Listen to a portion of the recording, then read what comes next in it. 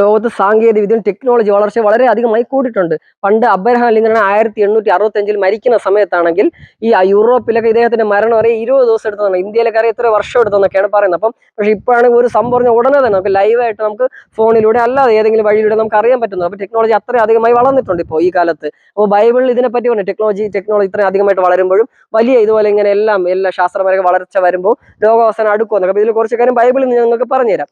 Daniel 12:4 പറഞ്ഞു, പലരും അങ്ങോട്ടും ഇങ്ങോട്ടും ഓടും, അറിവ് വർദ്ധിക്കും.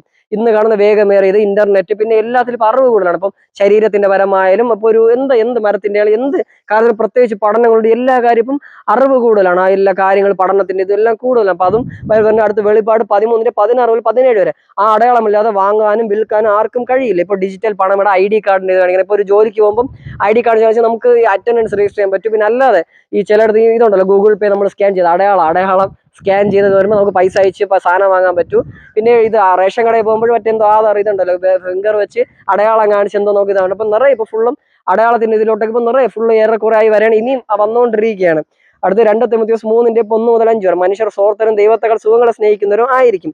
ഇപ്പൊ സോഷ്യൽ മീഡിയ വിനോദ ലഹരി, അല്ലാതെ കറക്കം, പിന്നെ മറ്റുള്ളവരെ ഇതില്ല, സ്വാർത്ഥ മാത്രമാണ്. കാരണം സ്വന്തമായിട്ട് ഇപ്പൊ എല്ലാവർക്കും അല്ലലച്ചില്ല, വസ്ത്രമുണ്ട്, പൈസ ആവശ്യത്തിന്, അത് പൈസയുണ്ട്, ഭക്ഷണത്തിന് ഒരു ഇതില്ല. അപ്പൊ എല്ലാവരും മറ്റുള്ളവരെ ഡിപ്പെൻഡ് ചെയ്യേണ്ട ആവശ്യമില്ല. അപ്പൊ അതുകൊണ്ട് ഇവരെല്ലാവരും ഇപ്പൊ സ്വാർത്ഥാണ്. സ്വന്തം കാര്യം മാത്രം, സ്വന്തം സുഖവും സ്വന്തം സന്തോഷം മാത്രമേ എല്ലാവരും നോക്കുള്ളൂ. മറ്റുള്ളവരെ സഹായിക്കാരും നോക്കുന്നില്ല, മറ്റുള്ളവരുടെ ഭാഗത്ത് നിന്ന് ആരും ചിന്തിക്കില്ല. അപ്പൊ ഇത് അന്ത്യകാലത്ത് കൂടുന്നുണ്ട്. അടുത്ത വെളിപാട് 11:9-10 വരെ എല്ലാ ജാതികളും ഭാഷകളുള്ളവർ അവരെ കാണാം. ഇന്ന് ലൈവ് TV, സോഷ്യൽ മീഡിയയുടെ ഇതും എല്ലാ സ്ട്രീമിംഗ് ലൈവായിട്ട് എല്ലാ കാര്യം നമുക്ക് കാണാൻ പറ്റും. അന്ത്യകാലത്ത് ഈ ലോകത്തിന്റെ വലിയ യുദ്ധങ്ങൾ, വലിയ സംഭവങ്ങളൊക്കെ ലൈവായിട്ട് കാണാൻ പറ്റുമെന്ന് ബൈബിളിൽ പറയുന്നുണ്ട്. അപ്പൊ അത് ബൈബിളിലുള്ളതാണ്. ഇപ്പൊ നമുക്ക് കാണാൻ പറ്റുന്നത് ഇപ്പൊ യൂട്യൂബിലൂടെയോ അല്ല, ലൈവായിട്ട് നമുക്ക് TV ചാനലിലൂടെ എല്ലാം നമുക്ക് ലൈവായിട്ട് കാണാം. പിന്നെ മത്തായി 24:24 വ്യാജ ക്രിസ്തുക്കളും കള്ളപ്രവചനം വലിയ അടയാളങ്ങൾ അത്ഭുതങ്ങൾ കാണിക്കും. ഇപ്പം AI വെച്ച് നമുക്ക് ഡിറ്റക്ട് ചെയ്തുണ്ടല്ലോ, റോബോട്ടിന്റെ ഇതും അല്ലാതെ AI വെച്ച് ഒരു പെണ്ണിന്റെ ഇത് ചിലപ്പോൾ ഒരു വെച്ച് വേറെ രീതിയിൽ ബാഡായിട്ട് ചെയ്യുന്നതും, പയ്യന്റെ കൂടെ ഒരു ഗേളിനെ എഡിറ്റ് ചെയ്ത് വെച്ച് ഇങ്ങനെ ബാഡായിട്ട് ചെയ്യണം, വൃത്തിയായിട്ട് ഇങ്ങനെ അല്ലാതെ കാര്യങ്ങളൊക്കെ AI വെച്ച് ശാസ്ത്രലോകത്തിന്റെ ഇതിൻ്റെ കൂടെ ചെയ്യുന്നുണ്ട്, പറ്റിപ്പുലൂടെ അങ്ങനെയൊക്കെ. മത്തായി 24:3 ആകാശഭൂമി ഒഴിഞ്ഞ് എന്റെ വചനങ്ങൾ ഒഴിഞ്ഞു വെച്ച ദൈവത്തിന്റെ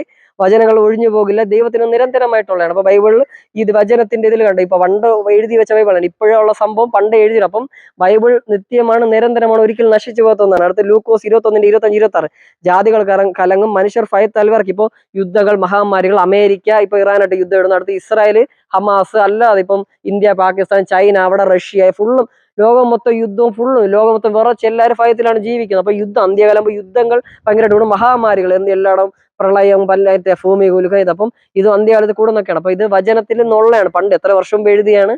അപ്പം അന്ത്യകാലത്തുള്ള ഇത് പറയണം. അപ്പൊ ഇതുകൊണ്ട് ജസ്റ്റ് ഷെയർ ചെയ്യുന്നേ ഉള്ളൂ.